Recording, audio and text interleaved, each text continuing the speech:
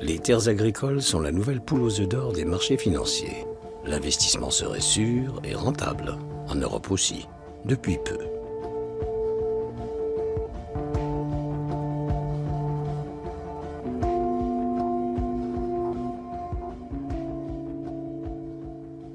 On se rend compte que de plus en plus le modèle agro-industriel prend de l'ampleur.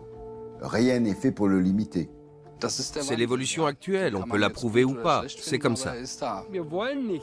Nous ne voulons pas faire 8 ou 9 tonnes de blé à l'hectare. 4 tonnes et demie produites en bio, ça suffit largement. D'autant que cela préserverait la nappe phréatique et l'environnement. Notre devoir et notre préoccupation, c'est de nourrir la population. Et nous n'y parviendrons pas uniquement avec une agriculture idyllique. Mais bon, le risque, c'est que si un jour il n'y a que des grosses fermes, des 500, 600 hectares, un jeune comme moi qui est hors cadre agricole ou même cadre agricole, ne pourra pas s'installer. Des vaches qui pèsent dans les prés, des poules qui vivent en plein air, du lait, des œufs et du blé, produits par des paysans locaux, c'est l'agriculture d'hier. La tendance actuelle prend la direction opposée.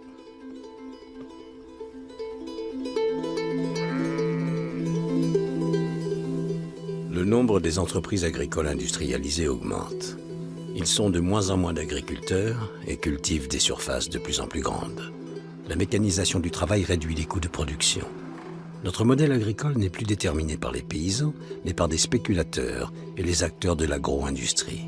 Si la tendance perdure, c'est eux qui décideront peut-être bientôt du contenu de nos assiettes.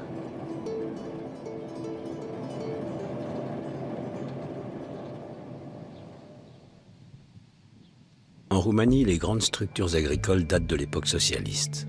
Plus de 60% du territoire sont exploités pour l'agriculture. Mais depuis l'ouverture des frontières, de plus en plus d'investisseurs étrangers y achètent des terres. Les terres cultivées couvrent désormais des régions entières. La Roumanie offre d'excellentes conditions pour la culture céréalière. Le climat d'Europe de l'Est est favorable et les immenses surfaces se prêtent au travail industriel. Le blé et le maïs poussent bien. Aujourd'hui, la Roumanie est un Eldorado pour les acheteurs de terres agricoles. Les investisseurs viennent des pays arabes, d'Iran, mais la plupart sont occidentaux. Ils profitent de la différence des prix entre l'Est et l'Ouest en Europe.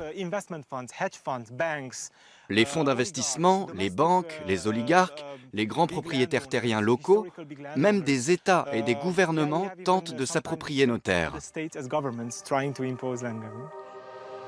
Ces achats massifs de terres sont désignés par le terme anglais « land grabbing », accaparement de terres.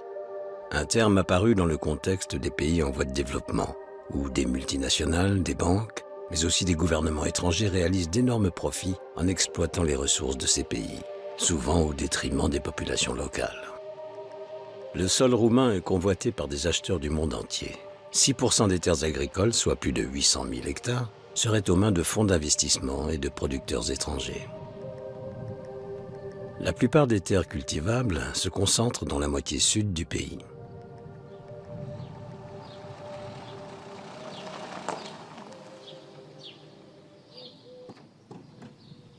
Otmar Lotz, dirigeant d'Agrarius, une société anonyme allemande cotée en bourse, espère lui aussi réaliser d'importants bénéfices en Roumanie. Son entreprise cultive 4000 hectares de terre, qu'elle compte bien étendre à 10 000 hectares ces prochaines années.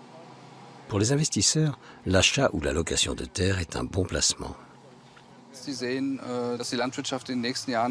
Dans les années qui viennent, l'agriculture pourrait devenir un secteur extrêmement attractif. La demande mondiale est en hausse. L'évolution prévisible des prix nous permet d'envisager des niveaux de rentabilité tout à fait intéressants. Agrarius promet 4% d'intérêt sur le loyer des terres cultivables. Un rendement très performant comparé à d'autres placements. Avec l'intérêt grandissant pour les surfaces agricoles, la concurrence est devenue rude.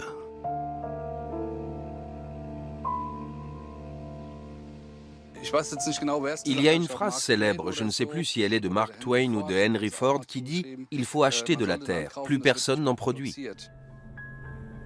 En Roumanie, près de 30% des actifs travaillent dans l'agriculture. Mais les choses évoluent. La rationalisation des tâches entraîne la disparition de nombreux emplois. Attila Sochborous, membre de l'ONG Eco-Ruralis, parcourt la Roumanie pour recenser les ventes de terres. Souvent, il trouve des villages presque déserts, où il ne reste plus que les personnes âgées. De plus en plus de Roumains quittent leur pays. Ils émigrent majoritairement vers l'Italie, l'Espagne, l'Allemagne et la France. L'agriculture ne leur offre plus aucune perspective d'avenir. Selon une étude de la fondation écologiste allemande Böll, le prix des terres a augmenté de 40% ces dernières années. Pour les acquéreurs étrangers, les tarifs restent intéressants car malgré leurs droits de préemption, les paysans locaux ne peuvent pas suivre. Ces investissements ne sont pas une bonne chose. Les terres de Roumanie devraient être achetées par des Roumains, vous ne trouvez pas? Que diriez-vous si des gens arrivaient dans votre pays et commençaient à acheter vos terres? Pour moi, la terre doit rester notre propriété. Et la production agricole de nos terres, où va-t-elle? Et le jour où nos enfants auront des enfants, où iront-ils travailler? Stéphane Dorondel est un anthropologue de renommée internationale. Il a enseigné à l'Institut Max Planck de Halle et participé à des projets de recherche des universités de Cambridge et de Yale. Il observe l'évolution des villages roumains sur le long terme. Les villages sont désertés. On n'y rencontre plus de jeunes. Pire encore, on n'y voit plus d'enfants. Les écoles ferment parce qu'il n'y a plus d'élèves. C'est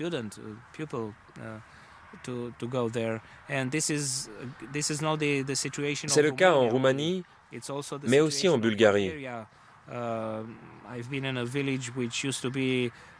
Je connais un village qui comptait 3000 habitants. Aujourd'hui, ils sont moins de 500. La vie dans les campagnes est austère. De nombreux paysans gagnent à peine de quoi se nourrir. C'est le cas de la famille Zlate qui vit de 2 hectares de terre. La maison est froide et il n'y a pas d'eau chaude. Mais la famille refuse de vendre sa terre. Elle aimerait simplement qu'elle rapporte davantage. Beaucoup d'investisseurs se gargarisent d'être des vecteurs d'emploi et de progrès, et de valoriser des terres qui, sans eux, resteraient en jachère ou seraient mal exploitées.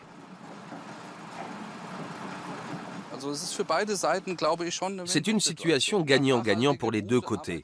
Nous proposons à la population locale des emplois à long terme, de bonnes conditions de travail, des salaires évolutifs et des méthodes de culture professionnelle. C'est un bon compromis. Nous prenons soin de nos employés qui, en contrepartie, font du bon travail. C'est très important. Il ne faut pas oublier la situation sur le terrain. Je n'irai pas jusqu'à dire que nous faisons de l'aide au développement, mais dans une certaine mesure, c'est un peu ce qui se passe. Mais ce n'est pas l'opinion de tout le monde. Les porte-paroles de plusieurs ONG ont leurs propres idées sur qui profite de qui.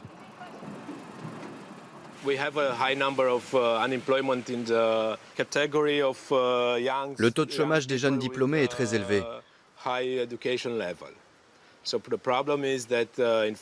On ne trouve que des emplois peu ou pas qualifiés, ce qui explique les salaires moyens très bas.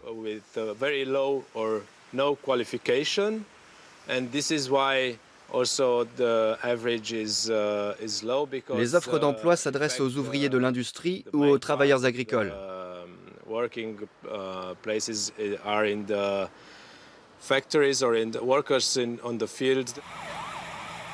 Pour le gouvernement roumain, les investisseurs étrangers ne constituent pas une menace.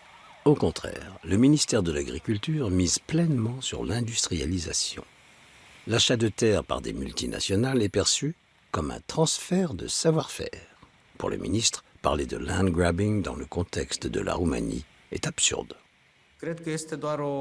C'est une psychose montée de toutes pièces.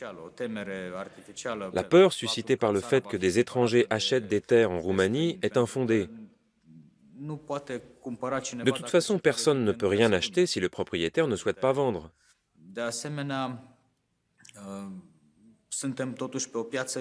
L'Union européenne est une économie de marché. C'est un marché libre et ouvert. On ne peut pas interdire à un citoyen européen d'acquérir des terres dans un pays membre de l'Union européenne. Si quelqu'un a plus d'argent que son voisin, il peut parfaitement acheter tous les terrains qu'il veut. Mais est-ce vraiment aussi simple? La terre doit-elle aller aux plus riches? Le marché doit-il décider de tout? Certains pensent que les efforts pour empêcher l'apparition de structures agricoles industrielles ont été insuffisants, notamment après l'entrée de la Roumanie dans l'Union européenne. Le monde a besoin de plus en plus de surfaces cultivables. Les terres européennes sont également convoitées par des entreprises non européennes. En Asie et dans les pays arabes, le spectre d'une possible pénurie alimentaire incite à acheter des terres à l'étranger pour les cultiver. Conséquence, les nations pauvres produisent de la nourriture pour les pays riches.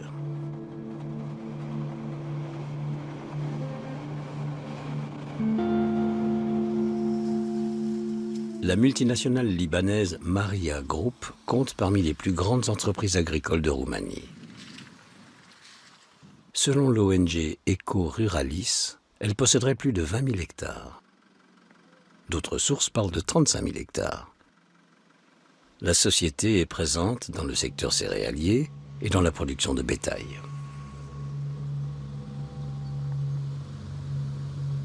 Son dirigeant, Djihad El Khalil, fait actuellement l'objet d'une enquête du parquet roumain, entre autres pour une affaire de fraude fiscale présumée portant sur quelques 30 millions d'euros.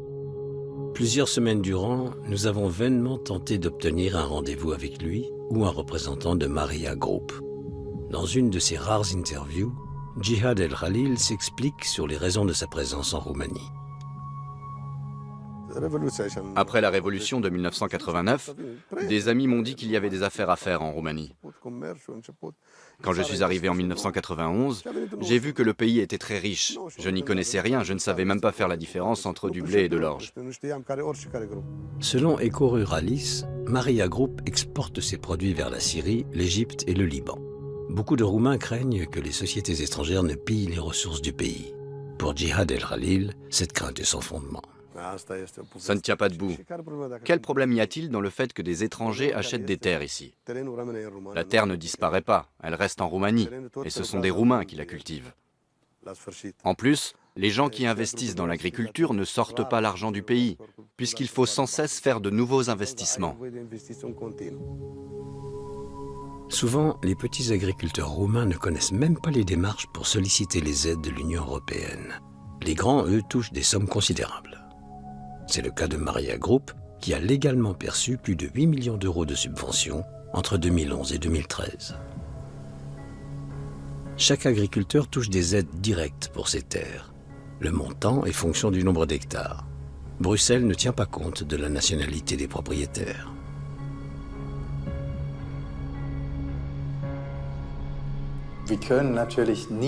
Nous ne pouvons évidemment pas demander à qui appartient tel ou tel hectare.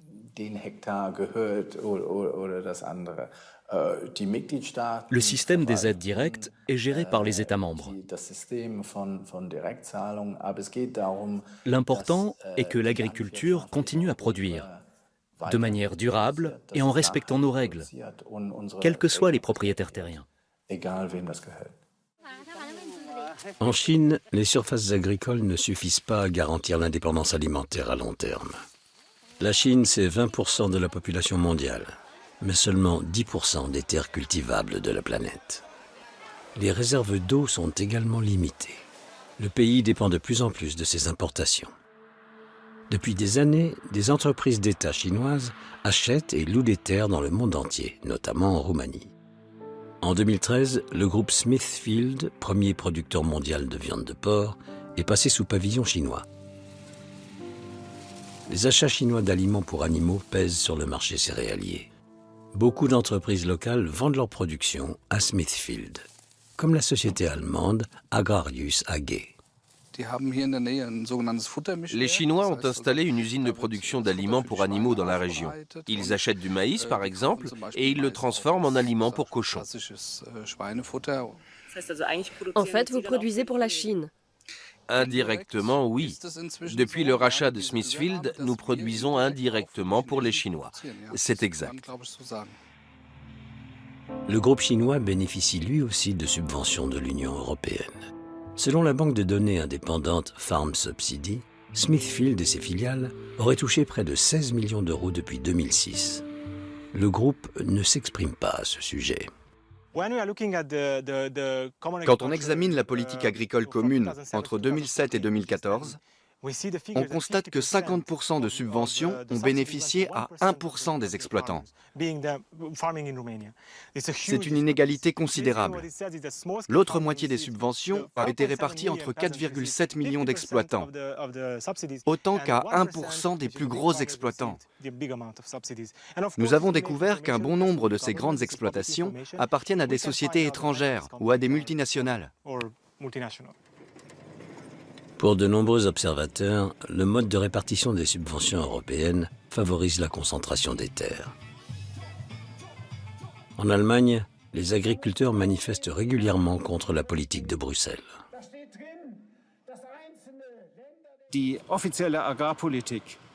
La politique agricole européenne, mais aussi celle du gouvernement allemand, mise sur des structures à dimension industrielle.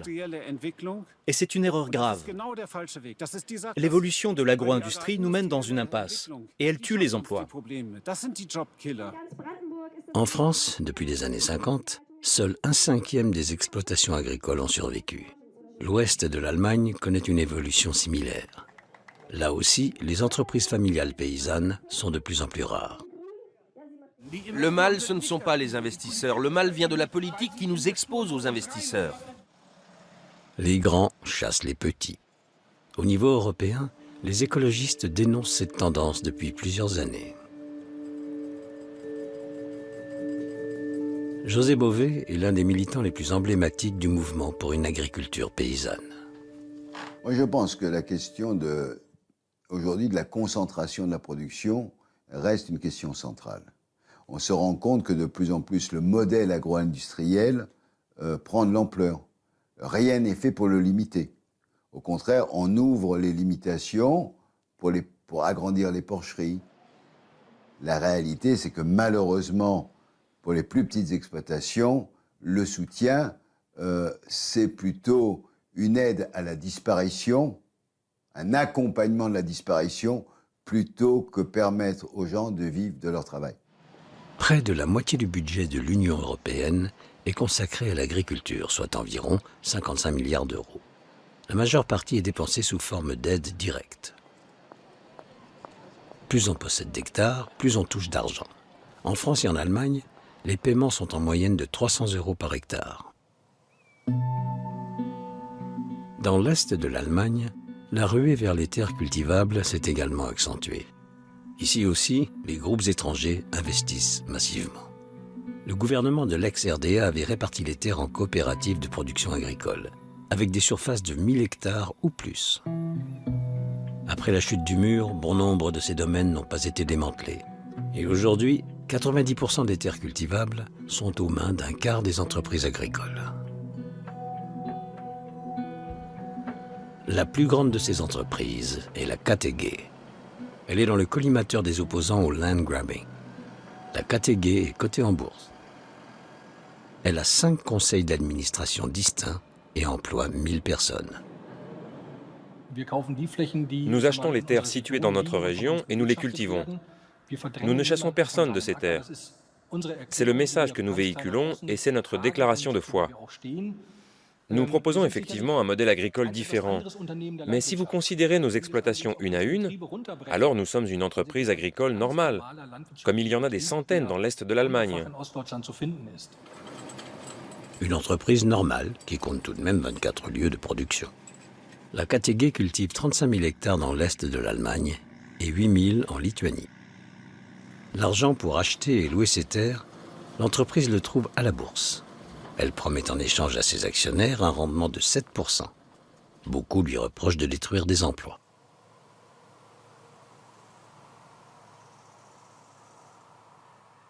Sans rationalisation, rien n'est possible. Mais au-delà de ça, nous plantons également des cultures alternatives. Nous avons une exploitation dans la région où nous faisons du maraîchage bio. Nous cultivons des carottes et des panais bio.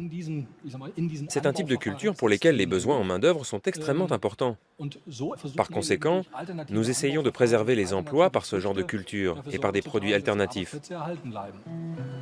Selon son propre rapport annuel, la KTG emploie 2,5 salariés par tranche de 100 hectares. Beaucoup de ces postes sont administratifs. Avec des machines performantes, les monocultures nécessitent peu de personnel. La KTG suit les évolutions du marché. Mais contrairement à d'autres secteurs d'activité, les grands groupes agricoles touchent chaque année plusieurs millions d'euros de la part de l'Union européenne. Ces versements, appelés paiements compensatoires par les agriculteurs, incitent au respect des normes environnementales et de production et permettent de produire des aliments à prix abordable.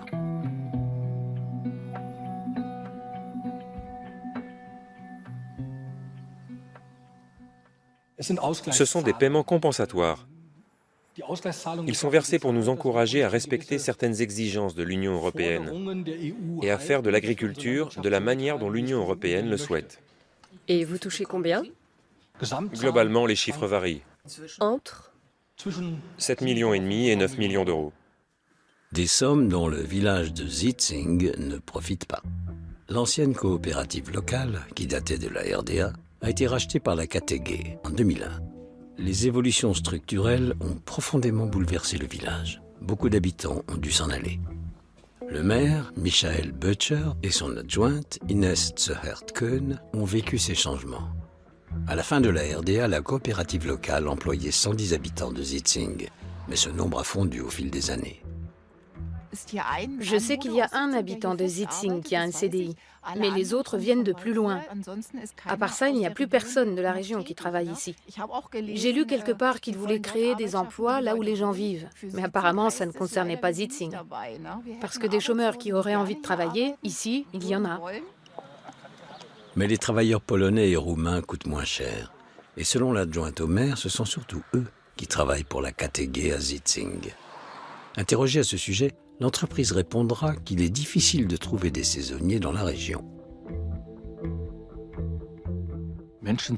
Beaucoup de gens ont dû déménager parce qu'il n'y a plus autant d'emplois agricoles dans la région qu'avant.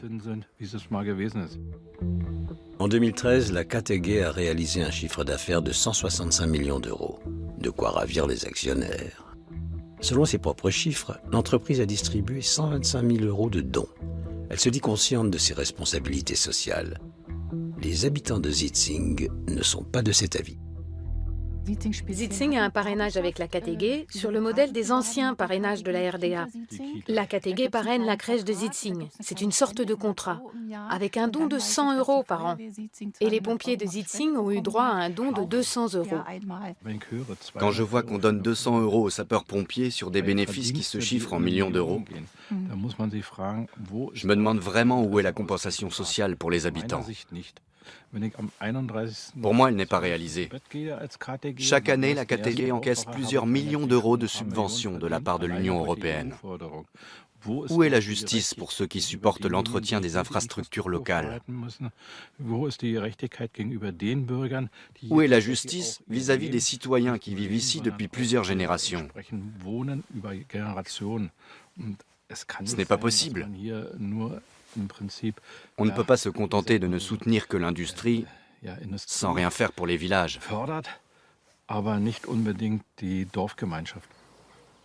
La KTG confirme les montants versés à Zitzing. Les 125 000 euros, dit-elle, servent à financer des clubs sportifs et des institutions régionales dans tout l'Est de l'Allemagne.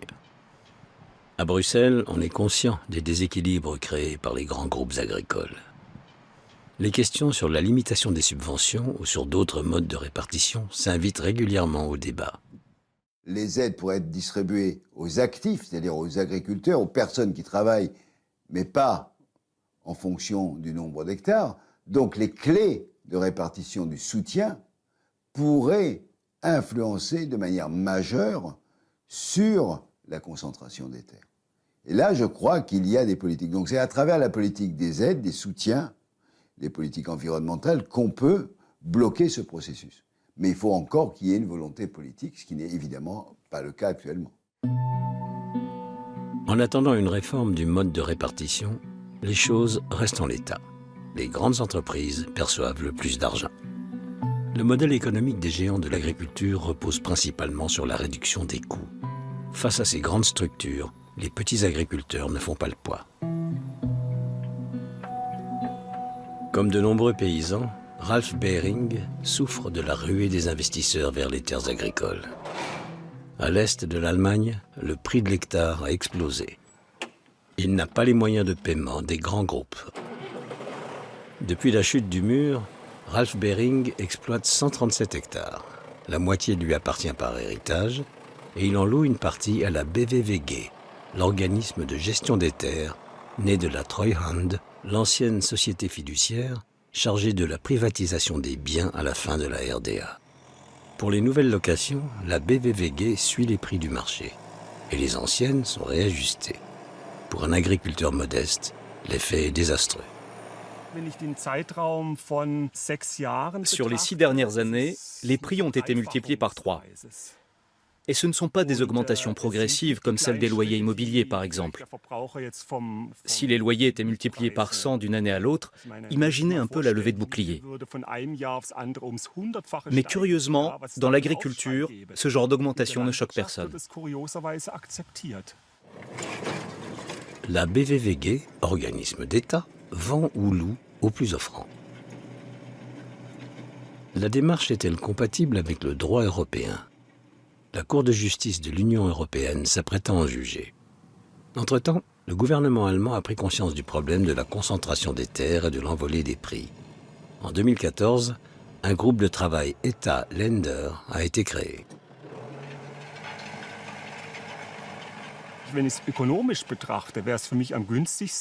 Économiquement, le plus rentable pour moi, ce serait de rendre les terrains que je loue et de mettre en location mes propres parcelles aux plus offrants. Je n'aurais même plus besoin de travailler. Ce serait la solution la plus intelligente d'un point de vue économique. Mais ce serait absurde. Je n'ai pas fait plusieurs années d'études d'agronomie pour faire ça. Et je ne le ferai pas. Certaines banques ne font plus crédit aux petites exploitations pour l'achat de terres. Elles invoquent que les paysans n'auraient pas assez d'une vie de travail pour rembourser. L'agriculture paysanne traditionnelle devient une activité de loisir. Ces dernières années, Ralph Behring a mis au point un système de culture performant et durable. Il plante des céréales, il délimite ses champs avec des haies, il fait pousser du trèfle avec lequel il nourrit ses moutons.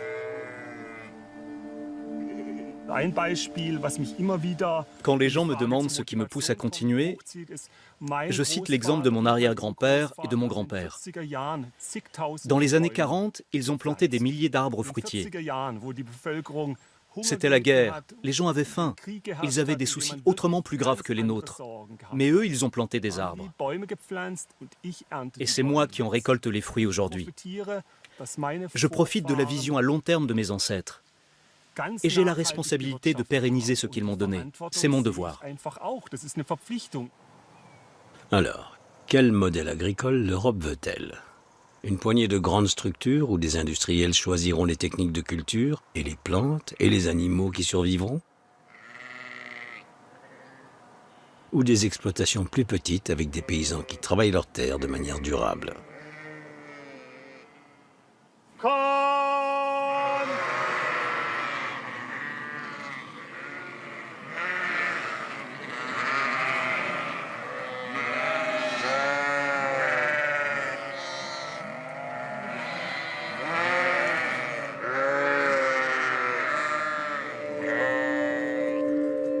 À Bruxelles, les partis conservateurs s'inquiètent eux aussi du développement des grands groupes agricoles.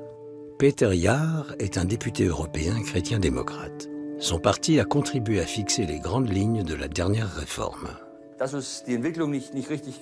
L'évolution actuelle ne nous convient pas, comme le prouve le nombre croissant de groupes de travail, notamment dans mon propre parti, qui réfléchissent au problème. Et je vous le dis sincèrement, à l'heure actuelle, nous en sommes encore à analyser la situation. Je n'ai pas de solution politique. Faut-il limiter les achats de terres agricoles? Faut-il créer un impôt? Comment peut-on faire?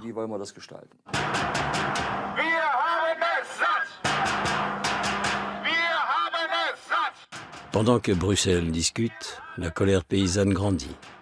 À Potsdam, un groupe de jeunes agriculteurs de l'Est de l'Allemagne participe à une énième manifestation. Leur mouvement s'appelle Stop Land Grabbing. D'un côté, on dit qu'il y a un problème de relève dans l'agriculture, mais de l'autre, beaucoup de jeunes n'arrivent pas à trouver des terres. Ils n'ont aucune chance. De nombreux jeunes agriculteurs allemands n'ont pas les moyens d'acheter ou de louer des terres. Et ce, malgré la subvention supplémentaire que l'Union européenne leur accorde depuis peu. Pour les experts, les mesures sont insuffisantes. Face au problème du coût des terres cultivables, les agriculteurs revendiquent l'aide des pouvoirs publics, comme Johannes Hertz. Nous sommes jeunes, nous voulons vivre à la campagne.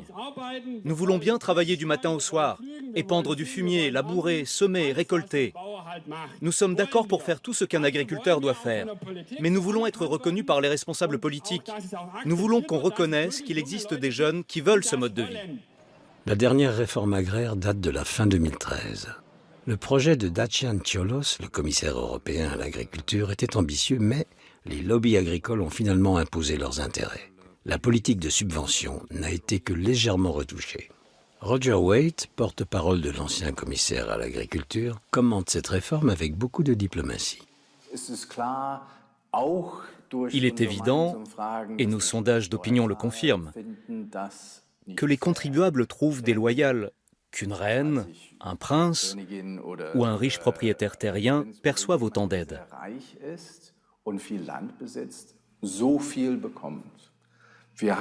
Nous avons essayé d'agir contre cela à l'échelle européenne. Nous n'avons malheureusement pas obtenu de dispositions contraignantes. Mais tous les États membres peuvent désormais introduire un plafonnement. Lors de la réforme, les États membres ont préféré sauvegarder les acquis plutôt que de jeter les bases d'un modèle agricole viable et plus écologique. L'Allemagne et l'Angleterre ont empêché le plafonnement des subventions. Les aides de plus de 300 000 € seront effectivement réduites, mais de 5% seulement.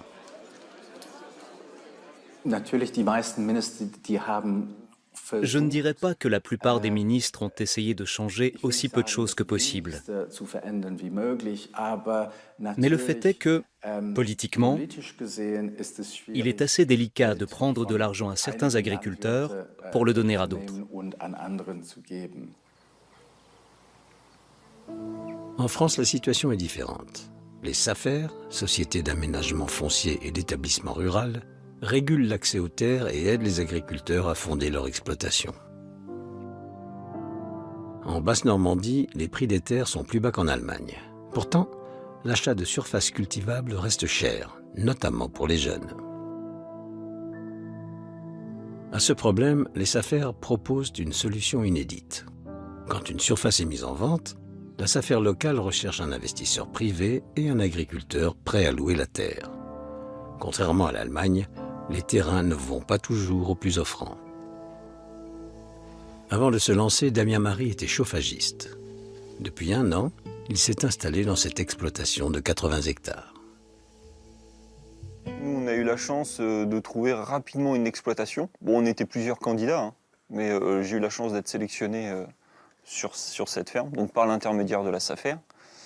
Après, je sais qu'il y a des candidats qui ont 2, 3 essais d'installation, quoi, et qui n'arrivent pas à s'installer, parce qu'il y a de la concurrence et il y a une pression foncière quand même. Les SAFER sont un modèle unique en Europe. Fondées dans les années 60, elles régulent le marché des terres et freinent l'expansion des grands groupes. Chaque vente doit être signalée à la SAFER régionale. Si l'acheteur ne lui convient pas, elle a un droit de préemption et peut choisir un autre acquéreur.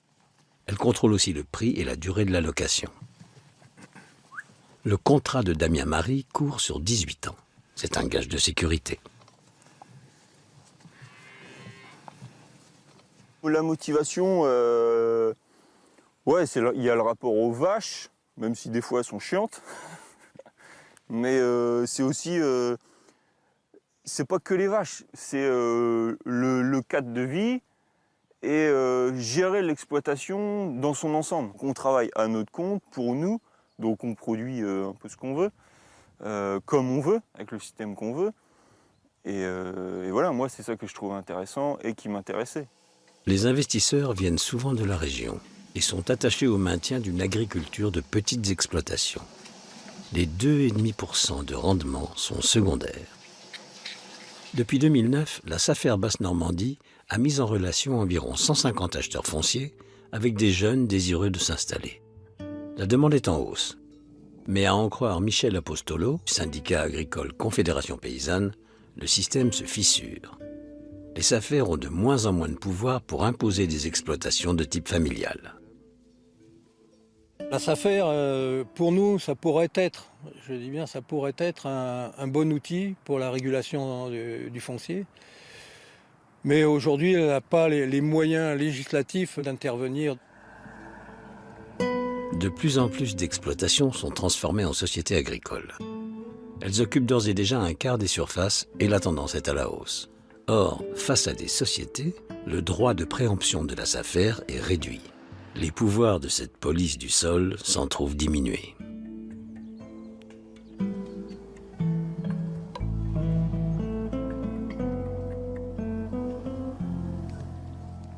Nous, on est extrêmement déçus à ce niveau-là, parce qu'on sait qu'il y a ici de plus en plus de sociétés qui se montent et de plus en plus les prérogatives de la SAFER sont contournées, quoi. Et donc du foncier qui disparaît et qui n'est pas accessible pour des jeunes qui voudraient s'installer, quoi. Les SAFER sont des organismes régionaux. Pour l'heure, celle de Basse-Normandie joue encore parfaitement son rôle de régulateur. Mais dans d'autres régions, les répartitions de terres se passent moins bien. La France est encore épargnée par le phénomène du land grabbing. Les investisseurs étrangers sont rares. Pourtant, ici aussi, le visage de l'agriculture change. Malgré les SAFER, les sociétés agricoles sont de plus en plus nombreuses. Les changements induits par l'apparition de ces grandes structures sont particulièrement visibles en Camargue. Ici, les terres cultivées ont toujours été vastes. La surface moyenne des exploitations est de 200 hectares. Certaines font jusqu'à 1000 hectares. Le riz est la culture principale. Il supporte l'eau salée et l'eau douce. Pour certains experts, la Camargue offre un avant-goût de ce à quoi pourrait ressembler l'agriculture française de demain. Actuellement, la plupart des exploitations sont encore familiales, mais elles sont de plus en plus souvent gérées comme des entreprises. La crise financière a attiré des investisseurs étrangers. Il y a 6 ans, la société danoise Nine United a racheté les 800 hectares du domaine agricole Ferme Française. Nous sommes ici pour gagner de l'argent. Nous travaillons dur. Et si ça ne marche pas, on fera autre chose. Autrefois, le domaine produisait du vin et des fruits, puis du riz. Au moment du rachat, il employait 18 personnes. Il en reste 6, et bientôt, elles ne seront plus que 4. Le gestionnaire danois vit en Angleterre et ne séjourne en Camargue que 2 à 3 mois par an. La culture du riz est un modèle économique dépassé. Sa production est chère et contraignante. Les Danois introduisent progressivement d'autres céréales. Tous nos tracteurs sont équipés de GPS. Quand nous sommes dans les champs, nous sommes très efficaces. Nous avons de plus grosses machines. Nous travaillons plus vite. Nous nous adaptons constamment. Pour gagner de l'argent, nous devons être plus productifs, plus efficaces. La société danoise s'apprête à planter 450 hectares de blé et 100 hectares de sorgho, une variété de millet utilisée pour l'alimentation animale. Les Danois ont arraché les haies entre les champs pour faciliter la circulation des moissonneuses-batteuses. Lors de son rachat, le domaine comptait 200 champs. Aujourd'hui, à surface égale, il en reste 50. Le riz disparaît et le paysage de la Camargue s'en trouve modifié.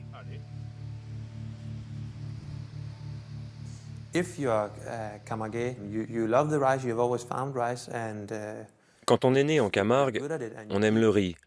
On l'a toujours cultivé. C'est ce qu'on sait faire. Et on continuera à cultiver du riz. Moi, je pense en termes de profit. Compte tenu de mon expérience dans d'autres régions, Je pense qu'on peut obtenir de meilleurs rendements en changeant de culture. Et donc il faut le faire. La course au profit ne laisse aucune place aux spécificités régionales. Casper Roulieu n'est pas inquiet pour l'avenir. Quand le domaine ne rapportera plus rien, il le revendra. La France envisage de diviser par 2 les subventions pour le riz. Jusqu'à présent, les producteurs touchaient 800 € par hectare. L'entreprise danoise a réagi à ce projet avec pragmatisme, en divisant par 2 sa production de riz. Pour le jeune dirigeant, les subventions de l'Union européenne n'ont pas que des avantages.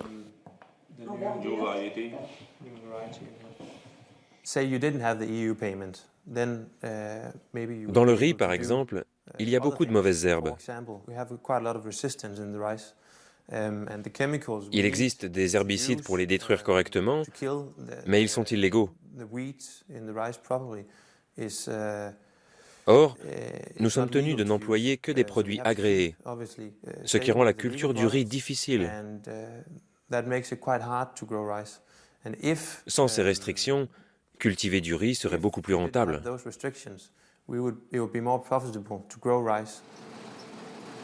Les restrictions sur les produits chimiques sont valables dans l'ensemble de l'Union européenne. Mais les contrôles ne sont pas effectués avec la même sévérité partout. Les entreprises étrangères investissent surtout dans la région de San Nicolau Mare, dans l'ouest de la Roumanie. Et ici, les produits et les volumes qu'ils épandent dans les champs sont souvent laissés à leur libre appréciation.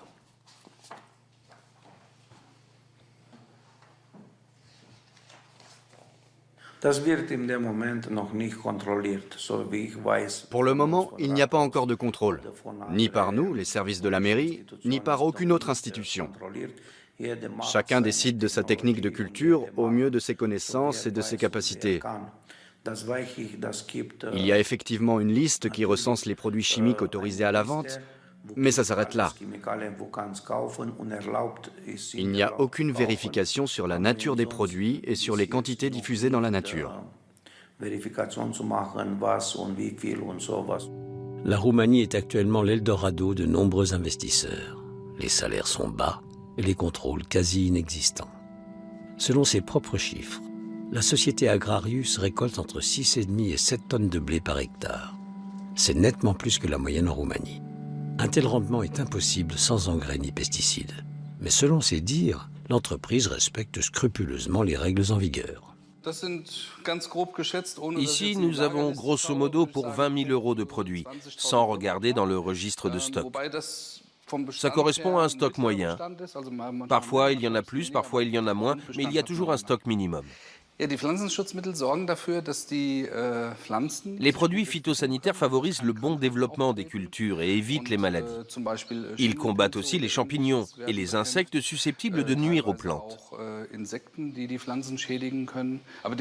De nos jours, les produits sont tellement spécifiques qu'ils peuvent être employés de manière ciblée contre des insectes bien précis. Tous les autres restent en vie. Les scientifiques sont nettement plus critiques quant à l'usage massif de pesticides. Dans les zones d'agriculture intensive, les teneurs en nitrates dans les nappes phréatiques sont dangereusement élevées. De nombreux insectes meurent. Mes enquêtes et d'autres études scientifiques ont montré que la plupart des rivières sont mortes. Il n'y a plus rien de vivant dans les zones humides ou les rivières.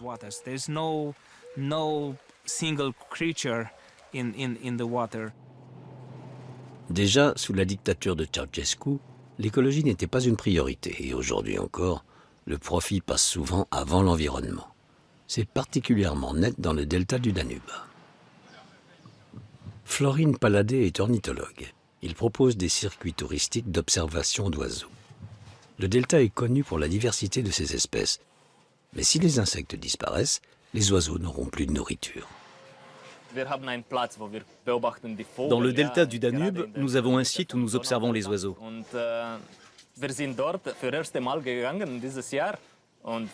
Cette année, quand nous y sommes allés, un avion avait répandu des pesticides et de l'herbicide contre les roseaux. Or, sans roseaux, il n'y a pas d'oiseaux. C'était très triste. Mais pour le moment, c'est un terrain privé. Ou alors il a été loué pour une 50aine d'années. C'est une zone perdue, en plein dans le delta du Danube. Ce paysage, a priori poétique, est en fait celui d'une nature dévastée. Les monocultures, plantées sur de grandes surfaces, sont celles qui génèrent les profits les plus élevés. Mais elles sont vulnérables aux ravageurs et nécessitent des vaporisations importantes de pesticides. Les abeilles en souffrent beaucoup. Certains scientifiques accusent les pesticides d'être à l'origine du phénomène mondial de la disparition des abeilles.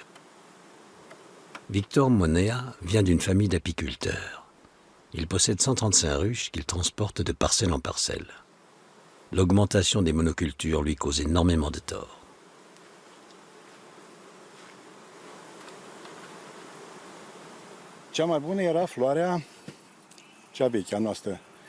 Autrefois, les anciens tournesols étaient de bonne qualité. Les ruches donnaient jusqu'à 11,5 kg de miel par jour. Avec la nouvelle variété de tournesol, ce n'est plus le cas. On arrive à 5 ou 6 kg maximum. Cette année, la récolte sera très maigre. Et c'est à cause de ces nouvelles plantes qui sont plus performantes, paraît-il. Si le nombre de ces cultures augmente, notre production diminuera encore. Les producteurs veulent des tournesols avec des graines nombreuses et de grande taille, car ce sont elles qui donnent l'huile. Beaucoup de variétés sont hybrides. Les fleurs se fécondent elles-mêmes et n'ont pas besoin des abeilles. Le visage de l'Europe est en train de changer. La concentration croissante des terres et l'industrialisation extrême modifient des régions entières. Tout ça est stérile. Je ne vois pas la nature ici. Je ne vois que du profit, de l'argent qui sort du pays. Ce sont des cultures commerciales, pas des cultures vivrières. Cela ne profite pas aux hommes. Ça ne nourrit pas la population locale ou régionale. Ça ne nourrit même pas les Roumains. Voici à quoi ressemble le commerce international. Et c'est ce que je vois quand je regarde ce champ de tournesol.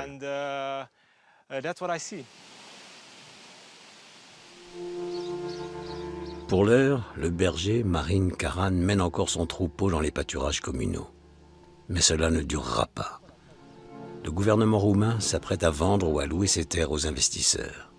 Marin Karan n'a pas de descendance. Il sera le dernier berger de sa famille.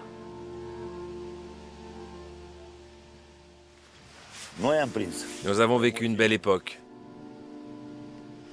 Mais les choses ont changé. C'est fini tout ça.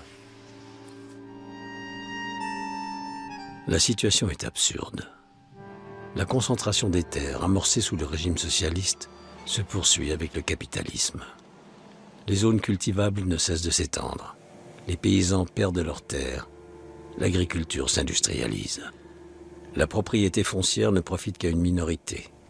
La population se contente d'emplois salariés.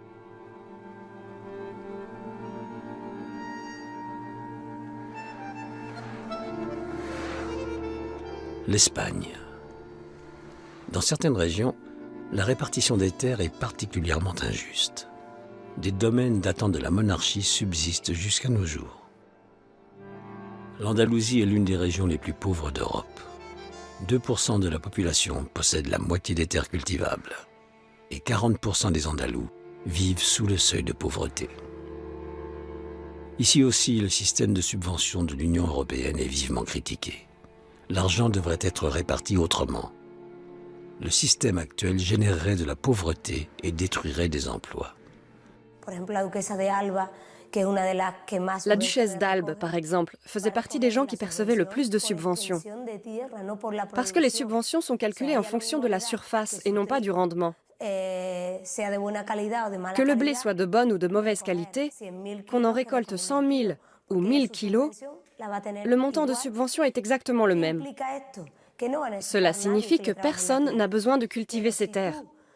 Si les subventions dépendaient du rendement, les propriétaires seraient obligés d'embaucher des gens pour cultiver leurs terres et pour l'entretenir. Le village andalou de Marin Aleda tente de répartir le travail et le profit plus équitablement. À la fin des années 70, les travailleurs journaliers ont occupé le domaine d'un aristocrate. Après plusieurs évacuations de force, le gouvernement andalou a fini par exproprier l'aristocrate. Depuis, les habitants gèrent les 1200 hectares comme une coopérative. Dans les années 70, Esperanza Saavedra était encore une enfant. Elle est aujourd'hui adjointe au maire. En tant que propriétaire terrien, ton but est de gagner de l'argent pour toi. L'objectif du syndicat et celui de Marinaleda va à l'encontre des intérêts des grands propriétaires terriens. Notre but est de générer de l'emploi pour pouvoir vivre dignement. Et les bénéfices, nous les réinvestissons dans l'amélioration des conditions de travail. Les 2700 habitants prennent toutes les décisions importantes en assemblée générale. Les investissements sont eux aussi choisis collectivement. Marinaleda mise avant tout sur des produits qui nécessitent beaucoup de main-d'œuvre. Artichauts, paprika, haricots. Les dernières olives arrivent pour le triage et le pressage. Pendant la récolte, presque tout le village est au travail. Les profits sont modestes, le salaire journalier est de 47 €. Et tout le monde gagne la même chose, même l'adjointe au maire. Mais à Marinaleda, le coût de la vie est faible. Ce que nous faisons ici, à Marinaleda, tout le monde peut le faire, dans n'importe quel quartier, ville ou pays du monde. Inutile de venir s'installer à Marinaleda. Chacun peut faire ça chez lui, dans son quartier, dans son immeuble. Chacun peut imaginer un modèle nouveau et meilleur, non? Pour les 2700 habitants de Marinaleda, le système fonctionne. Mais une gestion collectiviste est-elle applicable à l'ensemble de l'Europe? L'histoire nous suggère que non. Pourtant, Marinaleda peut servir de source d'inspiration. Dans un système entièrement centré sur le rendement, les petites exploitations sont vouées à disparaître. Et avec elles, la diversité des espèces et des terroirs. L'émergence d'un modèle agricole viable et commun à l'ensemble de l'Europe n'est sans doute pas pour tout de suite. Les spécificités régionales et les intérêts nationaux sont trop nombreux. Et tant que l'Union européenne subventionnera la quantité plutôt que la qualité, l'agriculture restera un business dont le seul but sera de générer du profit.